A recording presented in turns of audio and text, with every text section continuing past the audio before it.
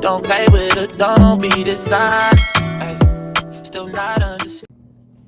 Happy Vlogmas! Okay, so I am gonna do a really quick get ready with me video while I get ready to go where I'm supposed to be on my way to, probably already, but you know, that's fine, whatever. And then after that, hopefully I'll have time to do a really quick look at my Christmas items, I guess, or like how the house is set up Christmassy. The Christmas items that are up so far, honestly, it's all my mom's doing, so I can't really take credit for it, but it is kind of cute, so I might show it. But yes, so as I was like getting ready, I was thinking about, or showering or whatever, I was just thinking about purpose versus calling, right? I saw this like YouTube, was it YouTube? No, it was like an Instagram reel of this guy talking about purpose versus calling, and it was such a good explanation. It was like an amazing explanation that kind of helped me to kind of put it into perspective, so to speak. And so I don't know how that would work to tag it, but if I could find it, I will tag it, just because it was so good. But it kind of made me to think about like purpose versus calling. And in the voiceover that I did for the Thanksgiving solo holiday vlog, I was talking about how God gives us, he has a specific will for us. And I think in that same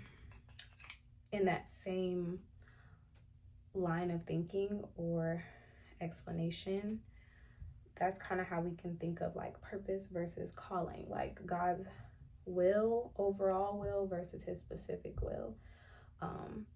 And you know, we all have a purpose, right? God has a very specific purpose, and I don't know if the guy explained exactly this way, but I feel like maybe. But you know, we have a specific purpose on this earth, each and every one of us. So when we come to the earth, you know, we're all given a overall purpose. You know, our purpose is to go into all the worlds and make disciples. Our purpose is to be in relationship with the Lord. That's all a part of our purpose on this earth, and that's like everybody's overall purpose. That's what we're all called to do, so to speak. But then when we think about our calling, I feel like that is more specific to who we are and how God has called us to show up in the world, how God has called us to make disciples where he's placed us. And then there's like, this is my own explanation, so I don't even know if this is going off of that video, but like the way that I think of it is like, you know, then there is a vehicle, right? The way that he gives us, that God allows us to make money, or you know, the career path that God gives us. And sometimes those things align with our calling, you know. Sometimes I feel like sometimes they are just for us to make money so that we can maybe fund our calling, but they're always attached to our purpose, no matter what our career path is. It's always going to align with the purpose that God has for us. It's always going to be a place that we can utilize or display the purpose that God has for us, or show up in the purpose that God has for us. Whereas with our calling, it might be different, right? So I just say that to say, that's just like a preface of my line of thinking when it comes to those two things. But growing up in the world, like I didn't necessarily have a relationship with the Lord for real. We went to church seldomly, and I went to like vacation Bible school, summer Bible school one year. It was actually really fun, but I was very young, and I can't say that that was something that outlined what my life looked like, so to speak. Eee. But I will say that I felt like when I was a little kid, since I was like as young as I can remember, I always felt like I always knew what I wanted to do. Always knew what I wanted to be. I've always wanted to be an actress since I was like a little kid, like probably pre-K, kindergarten, like that young. Oop, I forgot something, but okay. But I've always wanted to be that. Also, in case you care, I'm using the Araza Beauty, let me see, the Araza Beauty makeup. It's supposed to be like all natural, which is kind of cool, which is why I used it, because, you know, skin issues, but whatever, it's cool. But anyway, I've always known what I wanted to do, what I wanted to be. I always wanted to be an actress since I was as young as I could remember. And so if I was going by, like, I guess worldly standards, I would have thought that that was my purpose. That was my calling, both of them, you know? And so as I grew up, that's what I pursued. I went to school for theater. And I've like been pursuing that since I was probably like really a little kid, through high school a little bit, mostly through college, and as an adult I've been pursuing that thing. But then when I came to Christ, I had this thought that although it wasn't something that I said outrightly, I felt internally that there was no space for that, or like that it was something I really wanted to do, so like that the Lord couldn't use it. I know that sounds silly, but like, I'm for real, that's what I felt. I felt like the Lord could use somebody who is a preacher, and somebody who is a doctor, and somebody who's a nurse, but you know, I didn't feel like God could use somebody who was an actor, low key. I mean, I don't know if I felt that way all the way, but I think it was more of a fear that the Lord wouldn't call me to that. I've always heard people saying, like, you know, they had to give up their dreams to follow the Lord. So I think I low key probably felt like that was something that's how my life would look, or that was something that would happen. So there was this deep-seated fear, and so I just kind of laid down acting. Not fully laid it down, but I kind of like was laying it down and seldom to pick it up, because I just didn't have a vision for how God, or if God could use that for his glory, or if God could use me in that. Like, for some reason I had a feeling that he could only use people in the pulpit. Not really, but I don't know why I felt that way, but I think I just had this fear. And the fear was just telling me that, like, the things that I was doing, the things that I loved, that God would take those things away. And I think I'm still struggling and dealing with that way of thinking.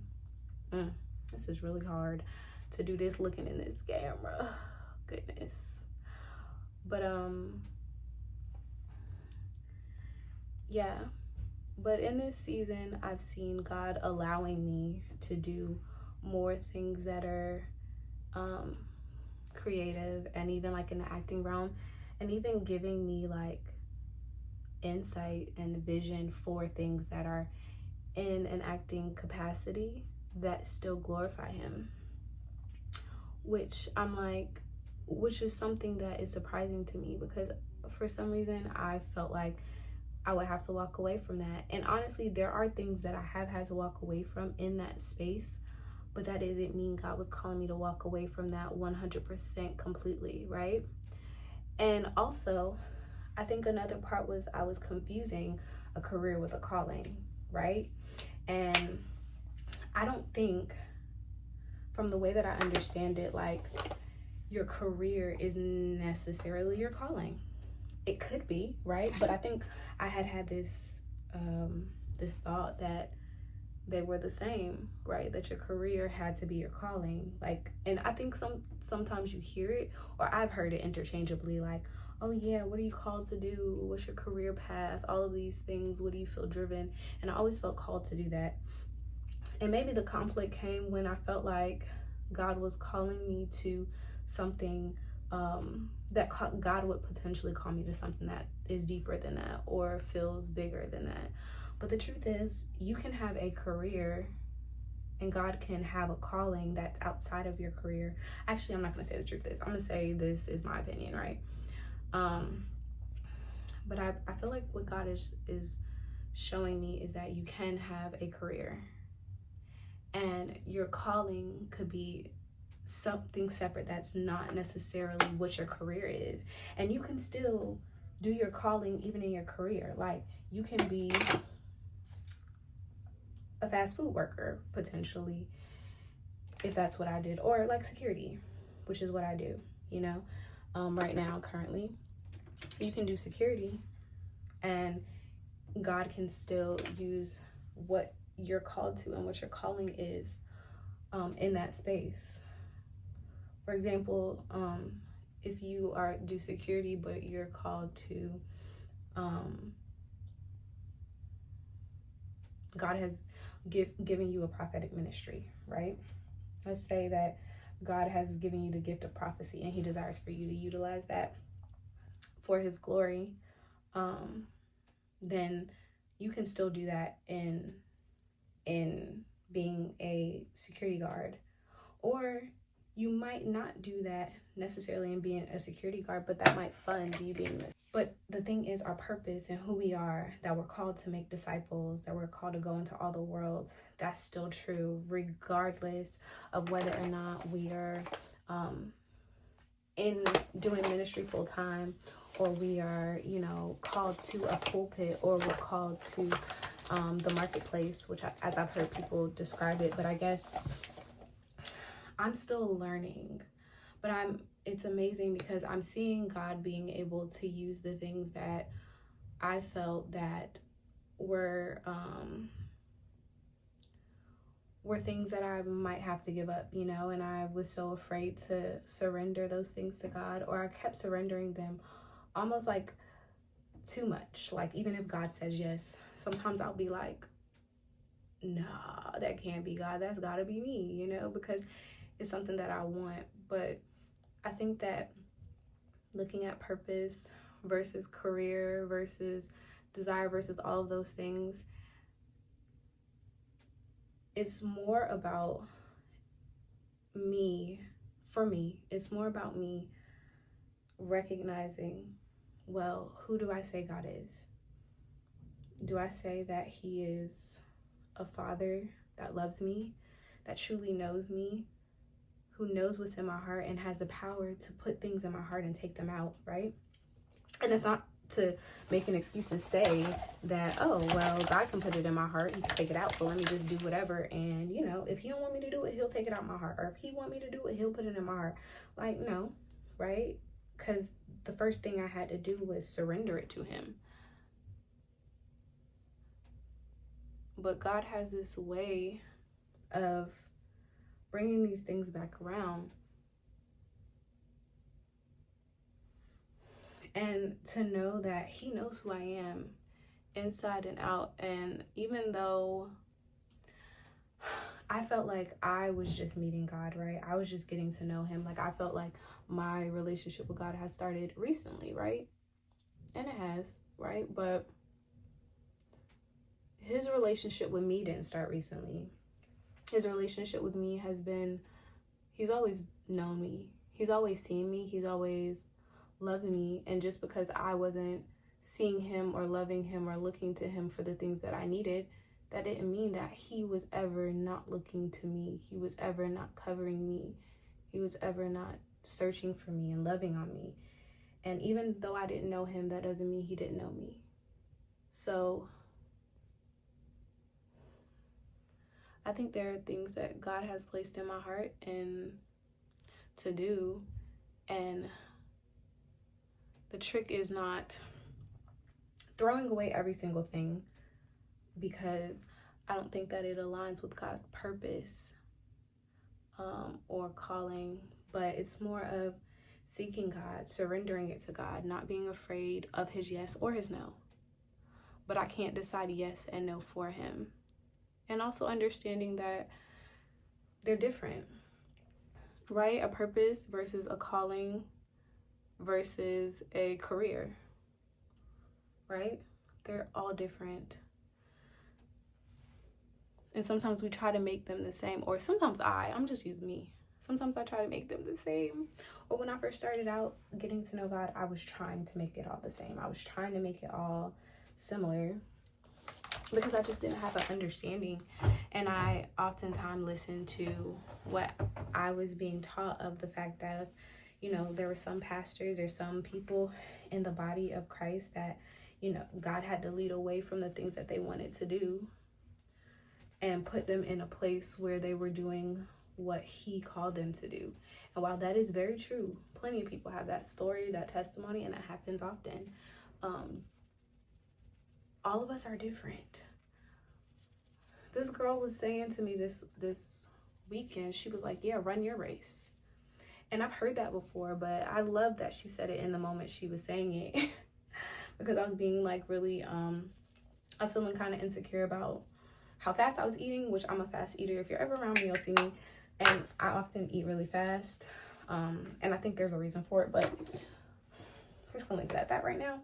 I eat really fast. And so I was kind of like, dang, I was looking around, everybody's plate was still full. And I was like almost done. I was like, ooh, slow down. And I was like embarrassed by it. So I was kind of calling attention to it because I was embarrassed by it.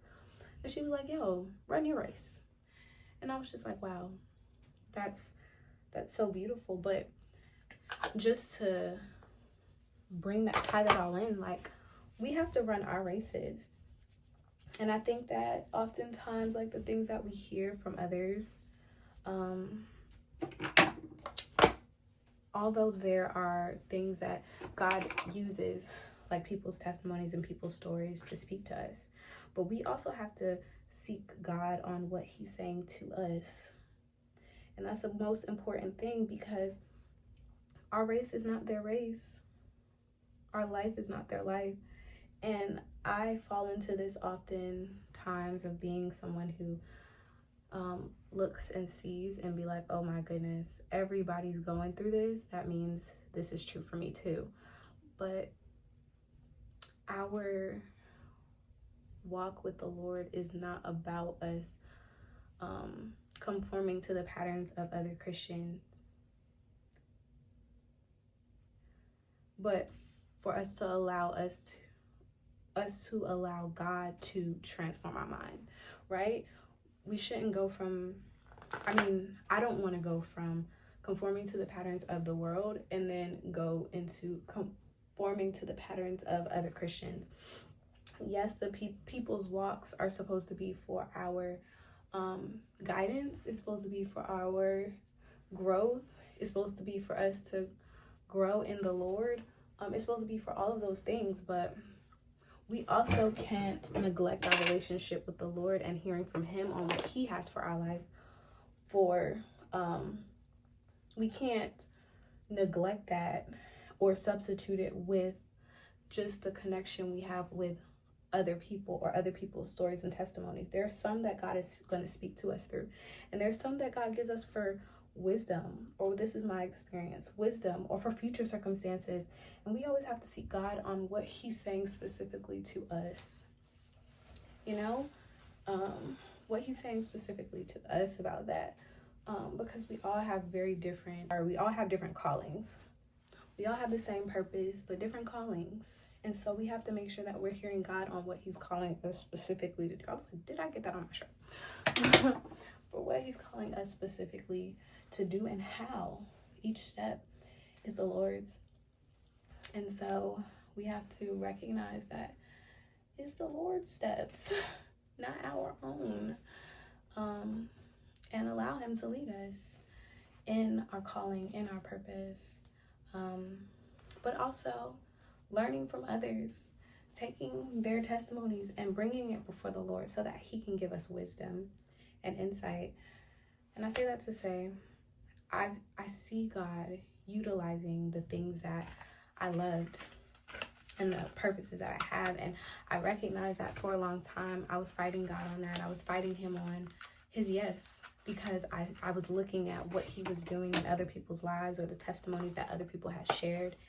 And God is the same God yesterday, today, and forever. But his relationship with each of us is personal and it's individual. His word is always true. And what he has in his word is always true. That means there are things that we have to lay down. There are things that God will call us to give up, but we can't always figure that out in our own strength and our own power, because there might be things we're thinking God is saying. There might be things that we believe that God will say for us to give up. Let me be very cautious on how I say this, because if we try to figure out in and of our own strength what God is calling us to give up, we're gonna be wrong. Because his ways are not our ways and his thoughts are not our thoughts. His word leads us to show us what things we should give up.